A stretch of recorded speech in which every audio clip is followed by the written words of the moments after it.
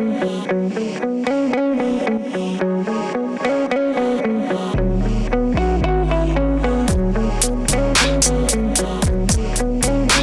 everybody. It's Ben from Grappling Insider. Today, I am joined by a no-gi world champion, weight and absolute, the current who's number one light heavyweight champion, one of the best black belt competitors in the world today, Pedro Marinho. Pedro, thanks for joining me.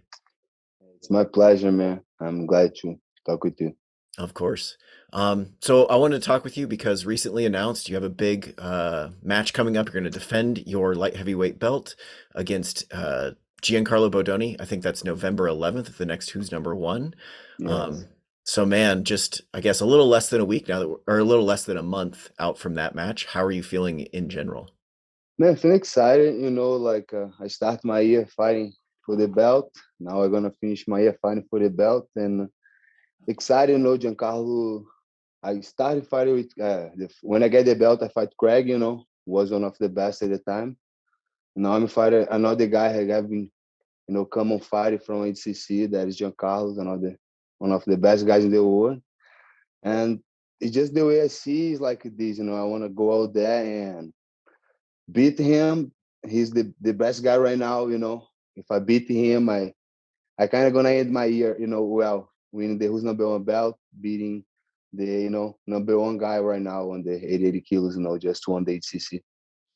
And did this match came together after he won ADCC, I assume? Yeah, I think after he won ADCC, it was the first match I asked for. For grappling. Yeah, I sent a message on. I think it was the same day I talked with Ricardo. That I want to fight Giancarlo, that won my division 80 or Ty, that beat him on the open class. One of them for the belt. That's awesome. So you asked for this match. They didn't offer it to you. No, I asked. I think on the same day, I think he won, and I already sent message to Ricardo, telling them then I want to defend my belt this year, against one of them, or Giancarlo or Ty Rotolo. What was your thought process behind that? You just want the absolute best you can get? Ty was the guy who beat me on the open class. I want to get it back, And Giancarlo is the guy right now, he will just won the ADCC 80 kilos, with awesome performance. Just like I say, I want to fight the best guy out there, the best challenge you have. I want to prove that, I'm the best guy.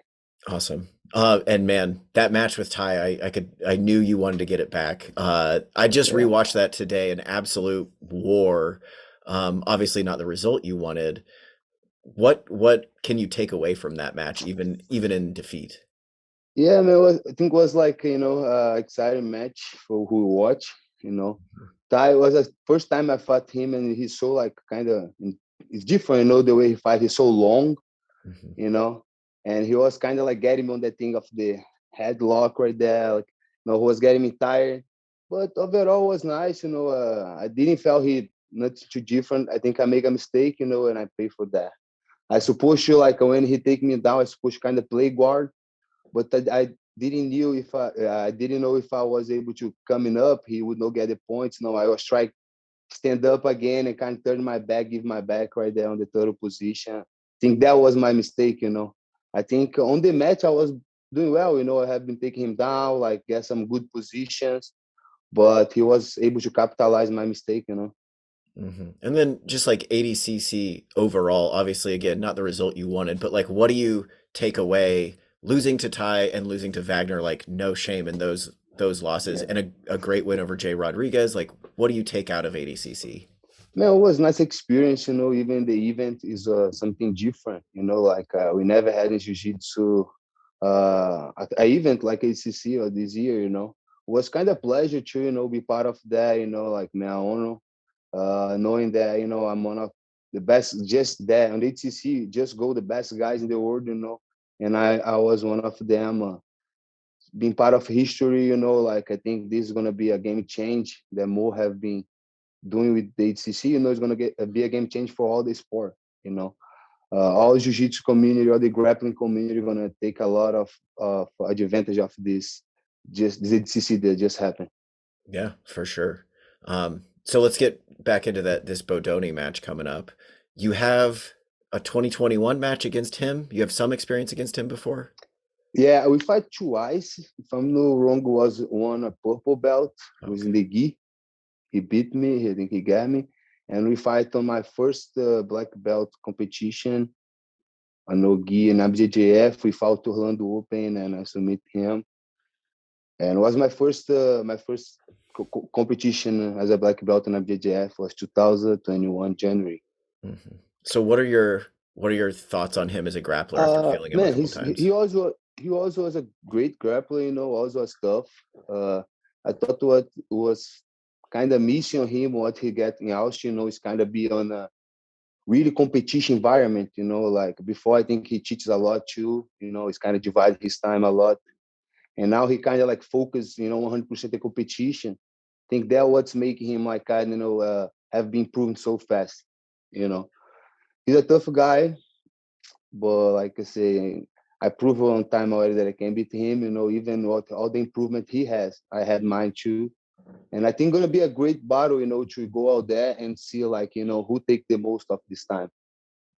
Absolutely. And you got him with a guillotine that first time, correct? Yeah, yeah. Yeah, I was able to take him down. I passed his guard, and I was getting him submission. Yeah, the guillotine. Awesome. So let me ask you a little technique talk here. Yeah. Everybody knows about your guillotine. Mhm. Without giving away any like secrets, what makes your guillotine better than most, or like one of the best in the absolute world? I'm commitment. Like I truly believe in the position. Like I feel the guillotine is the powerful position. Like you can do everywhere. Any situation. Right? It's always if the hand get right there on the right place. It's gonna be hard. But like a chips, I would do it is like all the time you train guillotine. Try make as tight possible. Not just uh the neck, but also the control of the head. Mhm. Less less the guy able to move the head, more control you have, easy to you work on like a capitalized submission. But yeah, man, like I think that everybody that want to compete in the highest level should like take time to really learn guillotine, like truly learn, not just like do once, twice, there and here. Really get like really good on that situation because it's something that I think have been missing nowadays. You have a lot of guys who do well and who do well have been have been had like a lot of success of it. And Mhm. I think a lot of people should take like some notes and get into and learn. It's a powerful position. You have a lot of control. When you get one time, you can decide what you want to do. Okay, I want to go to mission. I want to take him down from the guillotine. I can. I want to go to his back from here. It's so many things that you can do from there that makes the position special. Hey everyone, just dropping in real quick to say that if you like this video and you'd like to see us produce more content like this, please hit like below and also subscribe to our YouTube channel. Also, check out grapplinginsider.com for your daily jiu-jitsu and submission grappling news, exclusive interviews just like this one, technical analysis, opinion pieces, and so much more about submission grappling. Finally, our main goal here is to grow the support of submission grappling and jiu-jitsu, so please do your part by supporting the athletes. Go to their seminars, buy their instructionals, follow them on social media. And if you like the interview that you are watching right now, please feel free to reach out to that athlete. Let them know you are a fan. Together, we can make jiu-jitsu huge. Yeah. Thanks. Thanks. I definitely feel like it's one of those fundamental submissions that maybe people learn early on, and then they just kind of, I don't want to commit too much to that. Yeah, And then obviously it works. because so simple. Like Mhm. it's so simple. People say no, they think it's always there, but I think all the simple things. Like if you see Roger Grace, right? Like all the things that he did, people say was simple, but the way he did, looks simple, but it was never was. Have a lot of details right there that we couldn't see. And it's the same thing the guillotine. More you do it, more you're gonna like develop. Situations when your partner defend. Okay, when my partner defend here, what I can do from here. You know, to take always like the advantage of the position. So I think a lot of us think about you get the guillotine most often when somebody shoots or attacks your Yeah. legs. How do you force it? Like this match with Bodoni, for example, sub only, he doesn't have a really strong incentive to shoot to try to take you down. How do you create opportunities for the guillotine without them trying to shoot on you? I think like that's one thing that you said already. Like when I know when I go to a match, I don't have that pressure that the guy gonna try to take me down. You know, And that's something that I'm an advantage already, you know, in any match that I get in. I don't have a worry about that. I just can thinking about my things and go into to attack, you know. And eventually he need to do something, you know. And if not, I'm gonna like say keep on him, you know, like keep putting the pressure. Is everyone I fight like this, you know, like I say I don't care too much about it. I really confident on my wrestling, on my defense, my attacks, you know. And when I go in some match, then people already was with this thinking, you know, I can't shoot on him, I can't shoot on him because he has a good guillotine. It's kind of see always as advantage, you know. Yeah, that makes a ton of sense. Um, have you looked at the other matches on this Who's Number One card? Do you know what the other matches are? My teammate Bruno Matias will fight against Isaac. You know, he will fight Isaac from B team. I'm so excited. Bruno is one of my best trainers here. You know, give him a hard time all the time, and now he's getting his chance. You know, to show the world his skills and his talent. Awesome. Any other matches you have your eye on that card? Uh, I have a lot of good matches, but the one that I have been focused more like, you know, now is my teammate kind of focus on helping him Hmm. getting this victory, and also, you know, me going out there and put a great performance in retain the belt. So are you two doing a camp together? Yeah, we train Okay. together here in the streets. So that segues into what else I wanted to talk to. If like just kind of walk me through what is your typical training day or week overall? How often, how much do you train? Normally I try training jiu-jitsu once, twice a day, you know. When the days that I do kind of like, let's say Monday, I do jiu-jitsu in the morning, you know, at night I do some like wrestling drills or some light training, you know, my hard training is the morning.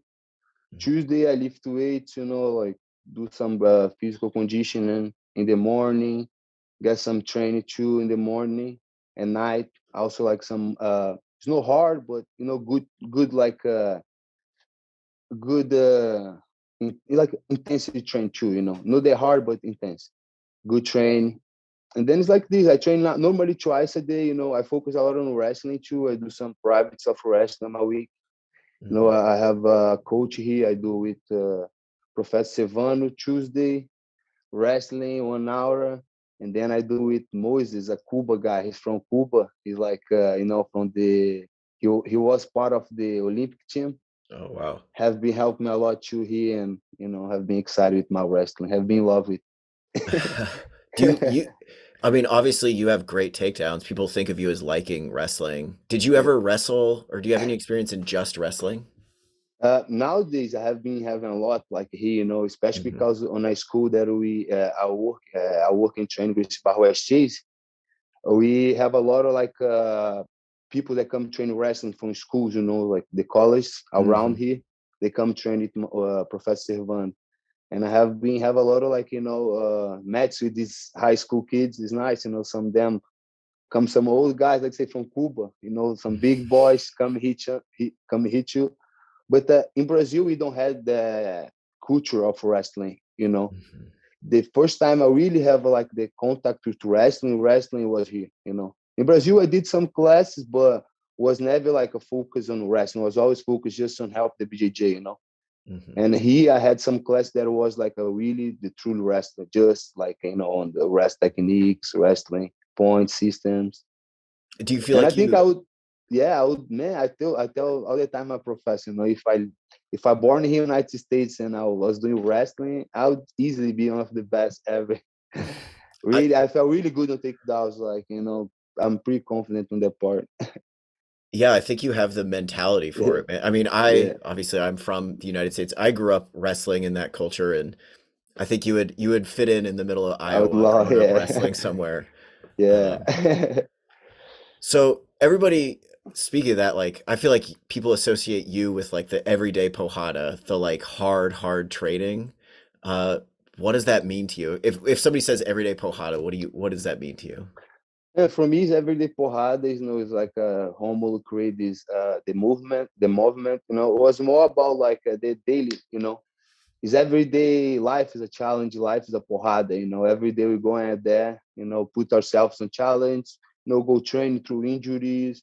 Even not just about the jiu-jitsu, you know, but our battles outside. You know, how we handle our family, how we try create better opportunities for our family. You know, all this for me is everyday porrada, you know. It's a cup every day. We try to be better, you know. Try to Mhm. go out there and leave all that I can on the mats, on the mats, you know, be the best I can on my home for my family. And yeah, every day challenge yourself to be better. I love it.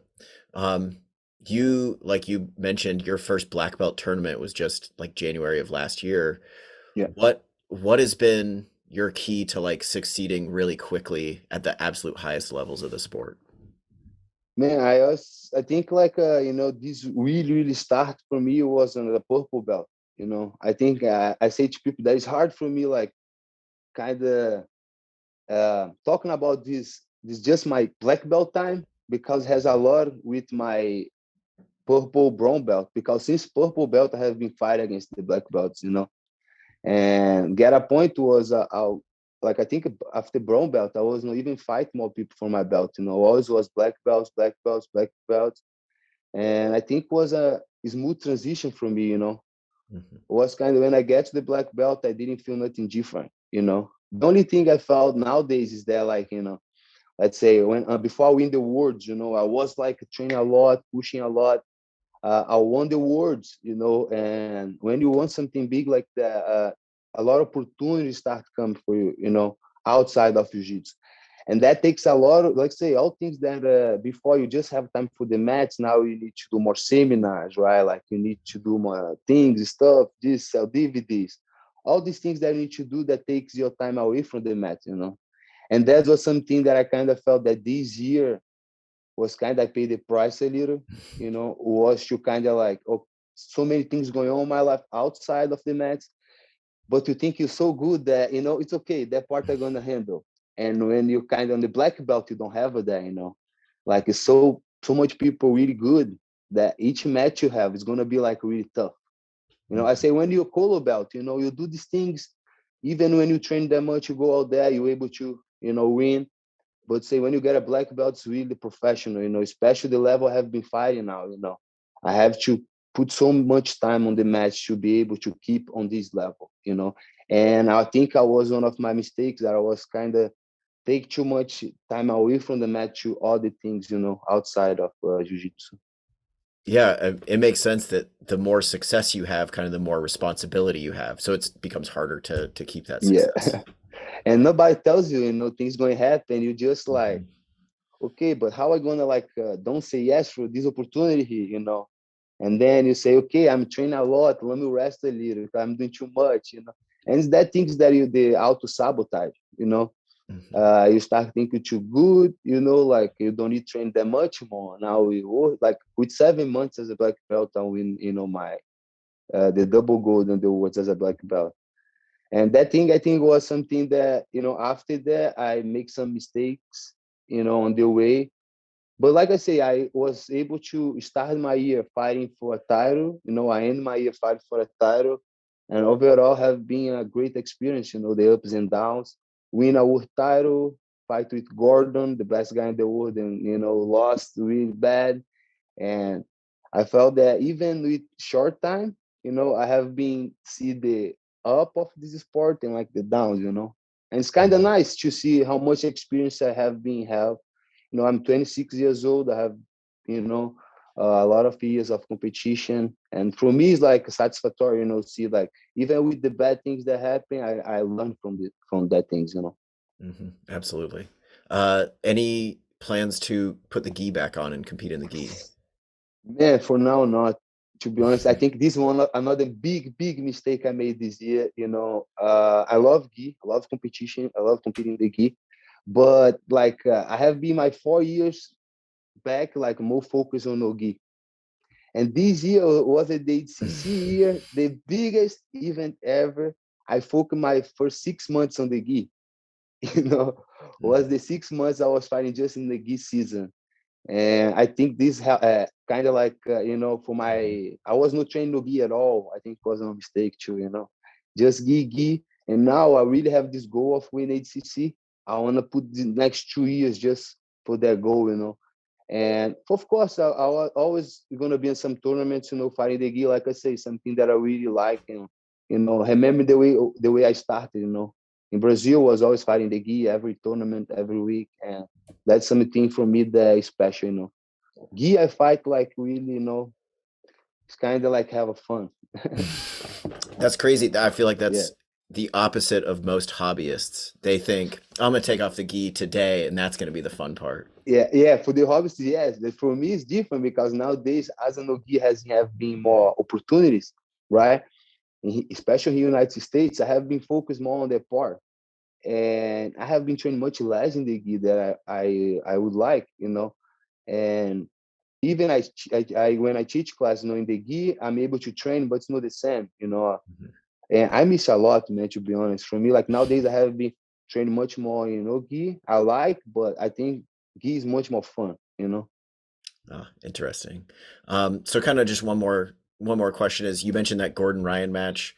What are you able to take away from that? Obviously, again, like not what you expected or wanted, Uh, but what do you, how does it sit with you now? for like you know, I had some. I don't want to use excuse, but I had some problems for the match, you know. And before, because like I say, I was kind of a little was like my match with Gordon supposed to happen when Felipe was fought him, you know, like August 7th. Okay. And I would have like 8 weeks after the Gi Awards to train, you know. Mhm. But and then I think they had some problem. They talked in the internet and they asked me to change my date, you know. And of course I changed, you know, no problem. Felipe and Gordon was a big match, you know. And they asked me if I would fight him, like, you know, on that date. And I think the biggest mistake I did was like get the match too close, you know, to the like again July. I fought the gi in June, you know, the World's gi. And they're like, I cannot do these things unprofessional. Was from on my side, you know, was unprofessional that get a match like that on that magnitude, you know, that position I was on the time, you know, I was like was like with a great win streak, you know. Mhm. And I think it was just my mistake get too close. But from the match, man, it was like, you know, Gordon's really good. You know, look what he did in ACC. And I just like was really, you know, an honor fighting him, you know, like with all things that he say, all things that he does, I really like, you know, admire, you know, like all that he does for the sport, you know, how he give all his life, you know, to jiu-jitsu, you know, to try like you know, achieve his goals and improve overall jiu-jitsu, you know. He getting a lot of us together with him, you know, more he grows, everybody gonna get on the wave as well. But yeah, it was a lot of experience, like I say, what I learned from the most. And then like, you know, nothing kills you, you know, like Mhm. they win the awards don't gonna make you the best ever, you know, like no, they're gonna resolve your life. And lost for Gordon on the best match, like the biggest match of my life, lost in front of thousands of people, you know, on the way that was not like the best way to, I don't have a good way to lose, you know, but that Mhm. one was not the nicest and didn't kill me, you know. I'm still here, I'm still up, I'm still excited to my next fight, and I'm still excited for my goals, you know, and it just make me strong. Man, that's awesome. Um, that's really all I had for you today. Before I let you go, though, do you have like sponsors you want to shout out, teammates, coaches, whatever you got? And just shout out for my team, Grace Barro STs, my sponsors, Vibia Torn, A Lot Healthy, Paris Choice, all my teammates, and let's go, guys. Thank you, Ben, for the opportunity. And November 11th is Porrada time.